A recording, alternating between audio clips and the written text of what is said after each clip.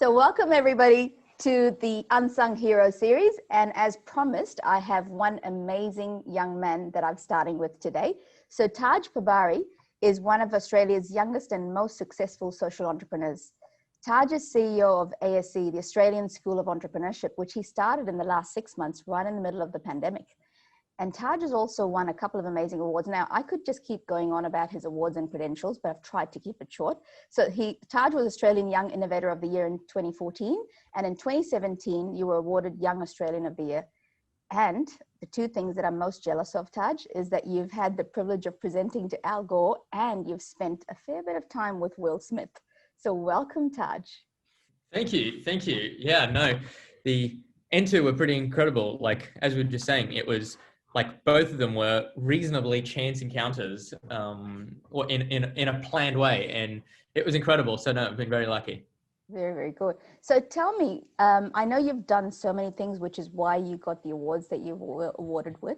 But tell me a little bit about ASE, because that's something that you've done during the pandemic, because I really wanted to focus on the last 12 months. And I know you've done so much. And gosh, you're only 21, Taj. So I'm going to keep repeating that to embarrass you.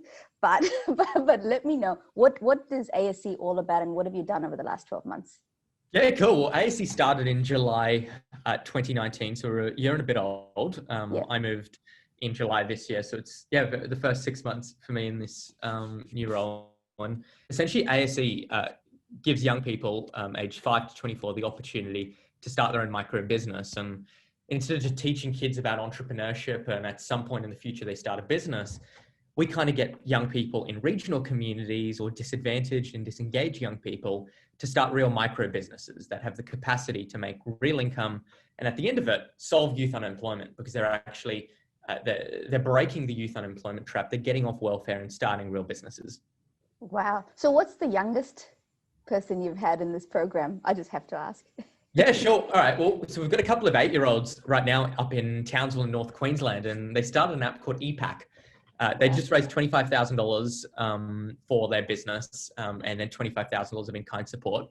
And their app teaches other young people about the sustainable 6 R's of sustainability. And we actually took those kids to meet Al Gore last year, which was where they actually presented their idea. And these are little 8-year-olds in a regional community. So those are probably the youngest ones that have actually achieved something reasonably meaningful. Yes. But we start the kids from 5, getting them equipped with soft skills, teaching that collaboration and creativity along the way as well.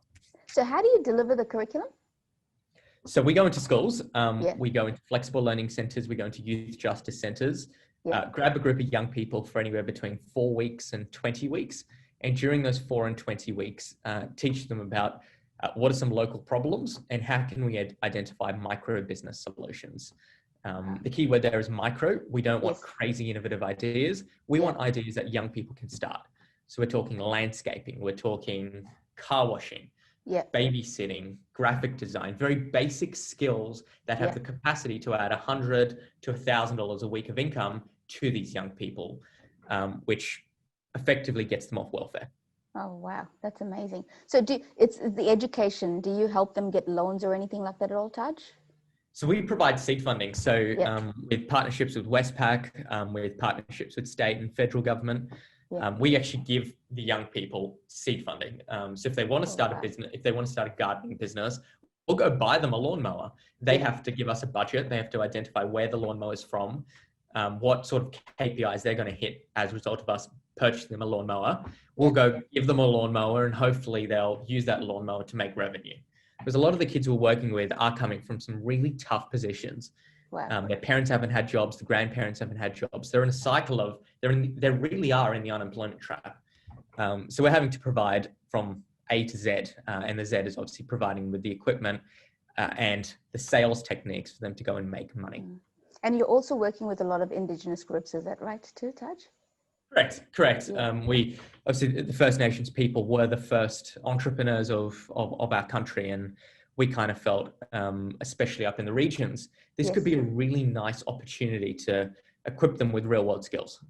Real world skills, mix that with sales and business skills that are innately really skills that they do best. They sell in their community, they create in their community, and really we want them to kind of hone in those skills to make an income, to make revenue for themselves and their communities. Wow, wow. I have to ask you, what got you to choose this sort of organization? I know you've always been a very special young man from childhood. So tell me a little bit about what got you starting ASE. Look, I struggled in school. I was on probation by grade 6 or grade 7. Wow. I didn't enjoy, like, like I was just an annoying child. Like, truly, I couldn't connect the dots. I think probably would be the easiest way of saying it. I could not connect the dots between the things I was learning in traditional schooling Yeah. versus the things I thought I would probably need in the real world. And mum and dad came from mum came from a very traditional background. Dad couldn't afford to go to university, so went straight into employment. So at home, I had like mum, which was pushing me into the traditional sort of path. Of course. Dad was a bit more, don't get expelled, but we don't mind some flexibility within what you do. And I was on probation, so there's like one step out and wow. you're expelled. So for me, I didn't connect with school, and I wanted a new way of learning. Business re-engaged me into mainstream education, and we felt, you know what, business and entrepreneurship could actually re-engage a lot more disengaged young people just like me. And we're now 100,000 kids in the last 16, 17 months. Wow. Wow. It is engaging more young people. Yeah. Young people are staying in school. They're contributing back to the economy. And for us, that's exciting. They're doing exactly what we wanted them to do. So yeah, no, we've got a cool world. Amazing. Now, I know you kind of skipped very quickly over the number, but how many young people have you helped again?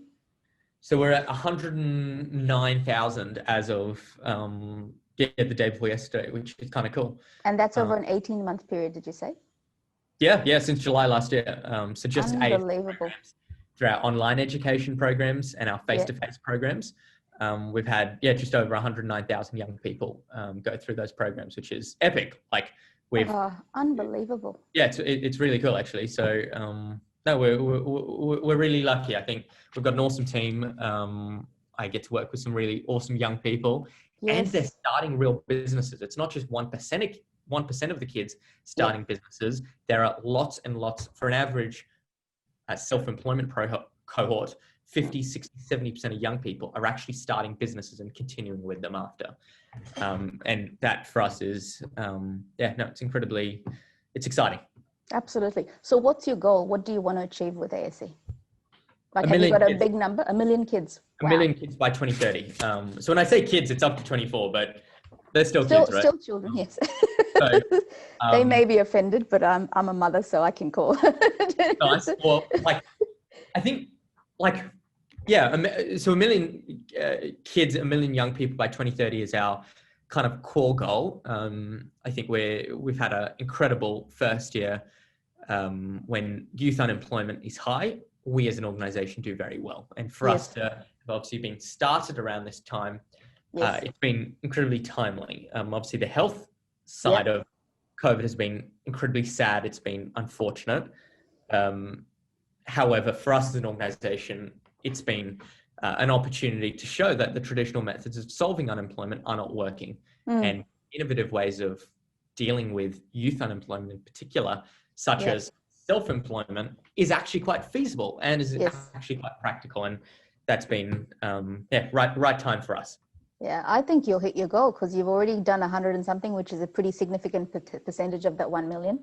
So you're on your way for sure, Taj. No doubt, no doubt. So last thing, if people wanted to help contribute or help in any way to the community that you're making a difference to, how can they contribute? I'll make sure I post the link below in the video and I'll get that off you as well.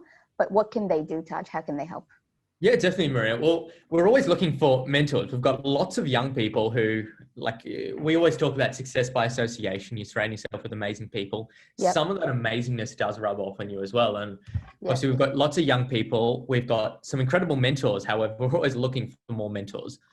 Someone, whether it's a standard mentoring capacity or an accountability capacity, to connect you up with one of our young people. And if you're interested, pop us a message on our contact us page. We've got an area for mentoring. And it could be as simple as like a video call. Right now we've defaulted to all of our mentoring calls via video call, and it's made it really easy. And hopefully, your viewers get something out of those young people as well. Oh, absolutely. And my whole premise of this is to actually showcase the Australian people who are making a difference to help our community. So this is an amazing and unbelievable way. I mean, young people, you're getting them at the right age, Taj. So really bless you for what you're No, doing. they're doing it themselves. We facilitate it, right? They're Yes. taking the power and they're saying, we want to beat the youth unemployment trap. Help us, but we want to do it. And I think they've made that change. We're just facilitating it, which is very different to the kind of school way where the teacher's teaching rather than. Yes, exactly. Exactly. So, Exactly. it's So an exciting world. thank you so much for everything that you do for those young people. And thank you so much for sparing the time this morning, because I know you're crazy busy leading up to Christmas as well. It's an absolute privilege talking to you, Taj. And I wish you well from the bottom of my heart that you will achieve that 1 million kids by 2030. I hope so too. Thanks, Maria. Thank you, Taj.